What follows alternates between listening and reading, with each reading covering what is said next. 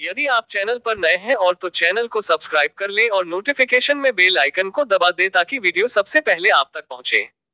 इसके साथ ही वीडियो को अपने दोस्त और चाहने वालों को भी साझा करें और पुण्य के भागी बने। शबरीमाला यात्रा और इसका महत्व।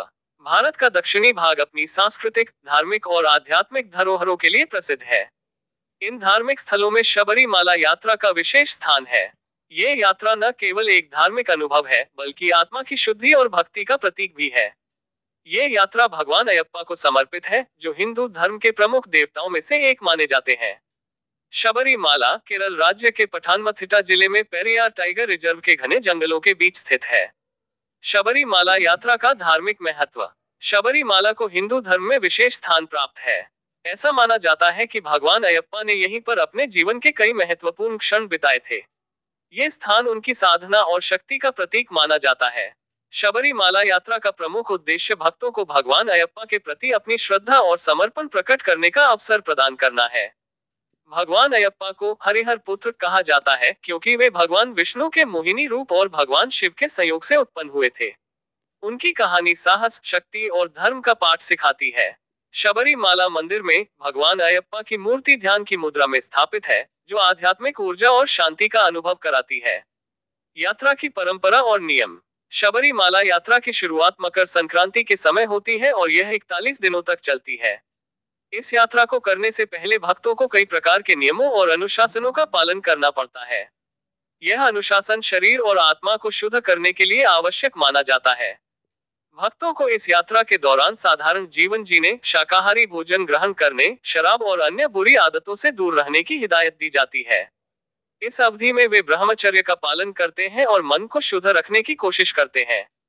ये यात्रा आत्मसंयम, सहनशीलता और भक्ति का संदेश देती है।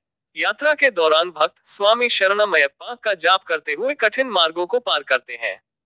जंगलों, पहाड़ियों और नदियों के माध्यम से गुजरते हुए भक्त भगवान अयप्पा के दर्शन के लिए शबरीमाला पहुंचते हैं। पंपा नदी का महत्व। शबरीमाला की यात्रा में पंपा नदी का विशेष महत्व है।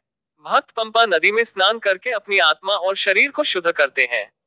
ये स्नान प्रतीकात्मक रूप से पापों से मुक्ति और नई शुरुआत का संकेत माना जाता है।